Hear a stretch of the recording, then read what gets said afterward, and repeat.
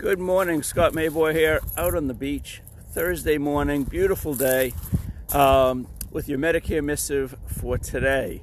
So two people yesterday contacted me with questions about Medicare and the GIC.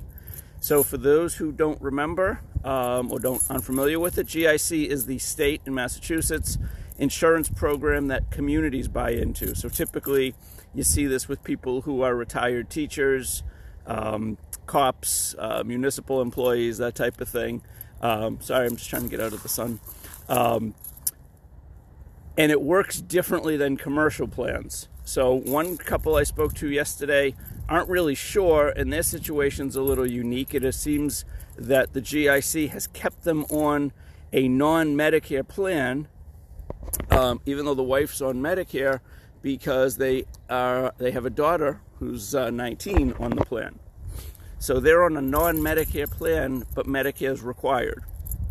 It's strange because they should be on the Medicare plan, but the 19-year-old can't be on the Medicare plan. So that one's a little bit strange. She's going to send me some information. The other one is a retired cop, and he sent me the link to the state's website. He initially had sent me a letter that he had received that had 5 options. But with Tufts and Harvard merging, most of the plans, or many of the plans, came from that. And some of this varies by community. It's not a one-size-fits-all. Different towns will set these up differently within the state. But he sent me a link to a state website that only listed one Medicare option. It had 3 choices, 2 non-Medicare and 1 Medicare. So I need to dig into that a bit more. But here's the thing. So Medicare is required on the GIC. It's one reason why they're cheaper than other health insurance plans, because when you turn 65, they can boot you off the main group health plan and make you take Medicare as your primary. So that's why they tend to be cheaper than the other group health plans. They have the legal right to boot you off, and they do. So you have to get Medicare, and even if you're working, you get the GIC Medicare plan if you want, and that's the big if. Very few people go off GIC. You've been on it for 30 or 40 years. It's hard to imagine not getting your insurance that way. But the truth of the matter is, it's not necessarily better than any other plan. In Massachusetts or everywhere, basically, you got supplements with no deductibles, no copays. You have Advantage plans with no premium, but copays.